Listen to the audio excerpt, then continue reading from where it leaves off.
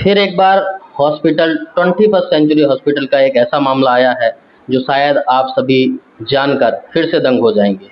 जिस तरीके से लगातार पहले भी आपने देखा होगा कि एक मुहिम जैसी चली थी 21st सेंचुरी को लेकर, लगातार कहीं ना कहीं से इस तरीके से केस आ रहे थे कि जिसमें डॉक्टरों की लापरवाही या कहीं ना कहीं लालच दिखाई दे रहा था, जिस वजह से कई लोगों ने अपनी जिंदगी गंवा दी। नमस्कार, आप देख रहे हैं सालासन न्यूज और मैं हूं विनय प्रजापति। इस वक्त मैं मौजूद हूं अपने स्टूडियो में और आप हमारे साथ में देख सकते हैं एक भाई है। तो इनसे ही जानेंगे आखिरकार क्या घटना है, किस तरीके की है और क्या हुआ है। क्या नाम है आपका? मेरा नाम रोहित है और मेरे बड़े भाई नटकार्निश 21st सेंचुरी में काम करते थे। वो 5 साल से उसी हॉस्पिटल में काम करते थे और वो 25 तारीख को ड्यूटी गए। उसके बाद वो हॉस्पिटल से ही एक स्टाफ ने हमें कॉल करके बताया कि आपके भाई साहब एडमिट हैं, आप आ जाइए हॉस्पिटल में। जब हम हॉस्पिटल में गए तो उन्हें आईसीयू में भेज दिया गया और वो हॉस्पिटल पूरे दिन ड्यूटी किए और 27 तारीख को उनकी डेथ हो गई और जिसका सर्टिफिकेट हॉस्पिटल ने मुझे ये दिया है, नाटकानी 21st सेंचुरी हॉस्पिटल द्वारा। और मुझे एक पेपर की रिक्वायर्ड है एलआईसी क्लेम करने के लिए।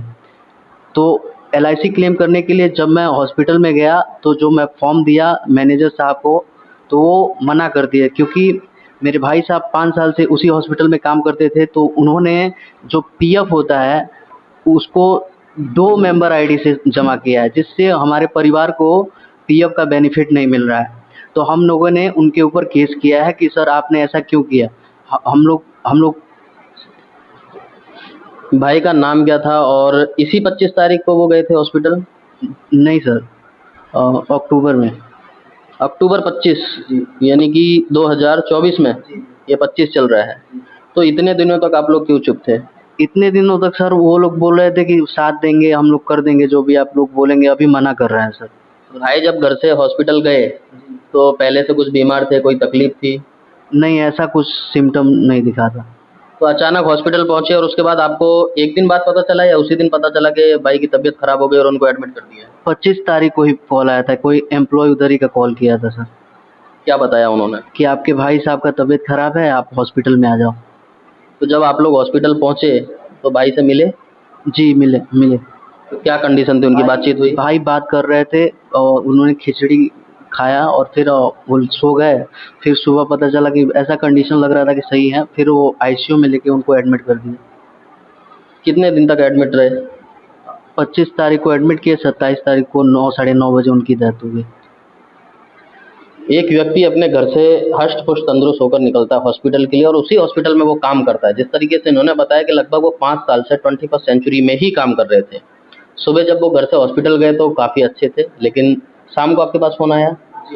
शाम को परिवार के पास फ़ोन जाता है कि आपका जो परिवार का सदस्य हमारे यहाँ काम करता है उसकी तबीयत काफ़ी ख़राब है और उसको एडमिट कर लिया जाता है।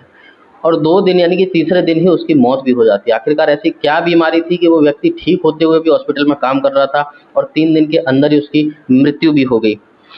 मौत जब हुई तो परिवार वाले वहाँ पे मौजूद थे? आप लोग थे वहाँ पे? जी जी, 27 तारीख को सब कोई वहाँ पे मौजूद था। क्या कारण बताया कि अचानक क्यों बीमार हो गए, डेथ कैसे हो गई? डॉक्टर बोले कि लैक्टेट एसिड बढ़ गया बॉडी में, डेंगू हो गया है, डेंगू शॉक सिंड्रोम हो गया है और ये लास्ट स्टेज में है, ऐसा बताया डॉक्टर ने। डेंगू की जहाँ तक मुझे थोड़ी बहुत जानकारी है, डॉक्टर नहीं हूँ मैं, लेकिन जिस तरीके से डेंगू होता है और इतने जल्दी डेंगू असर नहीं करता कि व्यक्ति पूरी तरीके से ठीक हो और अचानक इतनी ज़्यादा तबीयत खराब हो जाए कि वो 2 दिन में एक्सपायर भी हो जाए। शायद आज तक मैंने ऐसा केस हिंदुस्तान के अंदर तो नहीं देखा कि डेंगू की बीमारी हो व्यक्ति को और 2 दिन में ही वो खत्म हो जाए। कहीं ना कहीं बॉडी पेन करती है, बुखार होता है, दर्द ज़्यादा होता है बॉडी में, कई दिन तक वो एडमिट भी रहता है और 99% डेंगू के जो पेशेंट रहते हैं वो कहीं ना कहीं ठीक भी हो जाते हैं अगर डॉक्टर अच्छे से उनकी देखभाल करता है। लेकिन ये घटना क्या है, ये तो एक जांच का विषय है। हॉस्पिटल में भी जाके हम बात करने की कोशिश करेंगे। कौन से डॉक्टर देखभाल कर रहे थे उनकी? डॉक्टर रुसान शाह। रुसान शाह, उनसे बात हुई आपकी? उन्होंने क्या बताया? उन्होंने उन्होंने सिग्नेचर कर दिया है, जो पॉलिसी का पेपर था उस पे साइन कर दिया है और बाकी जो प्रोसेस है उन्होंने बोला हॉस्पिटल से आप जाके करा लीजिए, लेकिन हॉस्पिटल अभी मना कर रही है, हॉस्पिटल कर ही नहीं रही।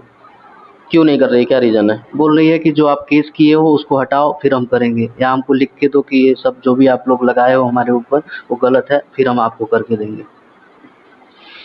एक परिवार का सदस्य हॉस्पिटल में काम करते हुए अपनी ज़िंदगी को गवा बैठता है। ये वही 21st सेंचुरी है, आप सभी को याद दिला दो, ये वही 21st सेंचुरी हॉस्पिटल है जिसमें एक सिलवासा का केस था, आप सभी को याद होगा। कि दर्द कहीं और था, चीरा-फाड़ी कहीं और की गई, टाँके कहीं और लगाए गए, जानबूझकर उस व्यक्ति को बीमार रखा गया। और उसके बाद कई ऐसे केस हमने अपने चैनल के माध्यम से आप तक पहुँचाए हैं। डिलीवरी करवाई गई महिलाओं की, जो बच्चे भी ठीक थे, महिला भी ठीक थी और उसके बाद महिला की मौत हो जाती है। और सबसे बड़ी चौंकाने वाली बात ये है कि उसी हॉस्पिटल का डॉक्टर 9 महीने कंटिन्यू उस महिला का चेकअप करता है और उसे एकदम ठीक-ठाक बताता है। फिर बच्चा हो जाने के बाद आखिरकार ऐसा क्या होता है कि 2-2 3-3 दिन में ही लोगों की मौत भी हो जाती है। क्या दर्शाती है चीज़ें? क्या डॉक्टर कहीं न कहीं अनदेखा करते हैं, लापरवाही करते हैं या फिर इसके पीछे कोई बड़ा कारण या कोई बड़ा षड्यंत्र है? ये वही 21st सेंचुरी हॉस्पिटल है जो दमन में एक इल्लीगल जगह जिसके ऊपर केस चालू है, वहाँ पर उस जगह को इसने खरीदा है और वहाँ पर हॉस्पिटल भी चालू किया है। ये वही 21st सेंचुरी हॉस्पिटल है जिसने एक परिवार को पूरी तरीके से तबाह कर दिया। सिलवासा का वो परिवार जिसे पूरी दुनिया ने देखा कि उस बच्चे के पिता ने अपने बच्चे को बचाने के लिए लाखों रुपए लगा दिए हैं। सूरत से कोई डॉक्टर आता था 21st में, वो जो दवा देता था, 21st सेंचुरी का जो डॉक्टर था उसने उन दवाओं को चेंज कर दिया, अपने तरफ से कुछ दवा देने लगा जिस वजह से बच्चा काफ़ी सीरियस हो गया। और आज फिर से आप एक बार ये देख रहे हैं कि एक ऐसा परिवार, शादी हो गई थी भाई की, जी 2 बच्चे हैं उनके, एक 7 साल का और एक 5 साल का बच्ची है। वापी के अंदर चाहे कंपनियां हो, चाहे हॉस्पिटल हो या किसी भी विभाग में आप देखोगे किस तरीके से लोगों की मौत हो जाती है, लेकिन शासन प्रशासन की सख्ती अभी तक इस तरीके से नहीं दिखाई देती जिससे कि इन सभी के अंदर कोई भी डर बैठे।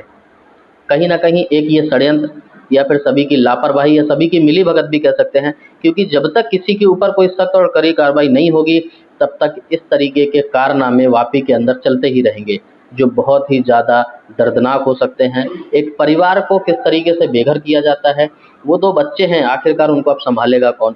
पीएफएसआईसी वगैरह उनका मेडिकल वगैरह था हॉस्पिटल की तरफ से? बस पीएफ देते थे हॉस्पिटल वाले, कोई एसआई वसाई नहीं दिए। जब ट्रीटमेंट चल रही थी तो हमने बिल भरा, तभी वो क्या किए, डेथ सर्टिफिकेट दिए, अदरवाइज वो डेथ सर्टिफिकेट भी नहीं दे रहे थे। शर्म की बात है ये, बहुत ही ज़्यादा शर्म की बात है ये। व्यक्ति आपके यहाँ काम कर रहा है, उस हॉस्पिटल में काम कर रहा है, बीमार हो जा रहा है, आप उसके इलाज के पैसे के लिए परिवार को परेशान करते हैं और उससे पैसे लेने के लिए आप डेथ सर्टिफिकेट तक नहीं देते हैं। परिवार ने जब पैसा भरा उसके बाद ये डेथ सर्टिफिकेट दिया गया, ये सब इनके द्वारा बताया जा रहा है। लेकिन हम पूरी कोशिश करेंगे कि 21st में जाके हम बात करें। कई बार हमने जो हमारे पास मुद्दे हैं हम गए भी हैं, लेकिन वो जवाब नहीं देते क्योंकि उनके अंदर शासन प्रशासन का डर बिल्कुल नहीं है। इसका कारण क्या है ये जनता जानती होगी और शासन प्रशासन के लोग जानते होंगे कि गलत कारनामे करने के बाद, गलत कृत्य करने के बाद, लोगों की जान लेने के बाद उस हॉस्पिटल के अंदर उन डॉक्टरों के अंदर डर तक नहीं रहता। इसका कारण क्या है? कहीं ना कहीं कारण तो बहुत बड़ा है। डर क्यों नहीं है ये हम नहीं बता सकते, जनता और शासन प्रशासन बताएगी। पुलिस स्टेशन में जब आपने केस किया उसके बाद पुलिस की तरफ से कोई कार्रवाई? पुलिस की तरफ हमने कोई केस नहीं किया, हमें एक वकील के द्वारा, जो यहीं पे हाँ आनंद प्रजापति नाम है उनका, उनके द्वारा हम लोग केस फाइल किया। कब किया केस आपने? मार्च अप्रैल के बीच में किया। अभी? जी जी। क्या है वकील साहब का क्या कहना है? वकील साहब अभी केस हाई कोर्ट में दाखिल किए हैं, अभी जो कार्रवाई है वो करने की कोशिश कर रहे हैं। परिवार से हॉस्पिटल वाले कोई मिले, किसी प्रकार का उन्होंने आश्वासन दिया, कोई सहयोग राशि, किसी प्रकार की कोई मदद? किसी प्रकार की कोई राशि नहीं दी। तो 2 दिन भाई जो एडमिट रहे हॉस्पिटल में, कितना खर्चा गया होगा? मेडिकल मेडिसिन का लमसम 30-35-40 हज़ार प्लस ही गया होगा सर। और हॉस्पिटल में 9,000 रुपये हम जमा किए तो डेथ सर्टिफिकेट हॉस्पिटल हमको दिया। इसके अलावा कुछ नहीं? नहीं, उसके अलावा कुछ नहीं। इस देश का जो भविष्य है, इस देश के जो डॉक्टर हैं, जिनको ईश्वर का दर्जा लोग यहाँ पर देते हैं, लेकिन लगातार कई बार ऐसी घटनाएं भी आती हैं कि उनको इंसान तक ना कहा जाए, ऐसा भी लोगों के मन में विचार आता है। कई डॉक्टर अच्छे तो होते हैं जिनको हम भगवान का रूप कह सकते हैं, लेकिन कई डॉक्टर जो राक्षसी से भी कई ज़्यादा बदतर हरकत करते हैं, इस तरीके के गलत कार्य करते हैं। कोविड में भी ऐसे हॉस्पिटलों के ऊपर ताला मार दिया गया था, लेकिन उसके बाद फिर से चालू कर दिया। मतलब समाज में आप देख सकते हो कि संबंधित विभाग के कहीं ना कहीं जो अधिकारी रहते हैं उनके ऊपर ये सवाल खड़े होते हैं कि आप जब अपने अधिकार में काम कर रहे हो तो इस तरीके के कार्य को आपको बहुत अच्छे से ही करना चाहिए, क्योंकि अगर परिवार का सदस्य घर से चला जाता है तो वो परिवार कहीं ना कहीं बेघर हो जाता है, बच्चे रोड पर घूमते हैं, कई तरीके की तकलीफें आती हैं जो शासन प्रशासन को समझना चाहिए। और कुछ बोलना चाहेंगे आप?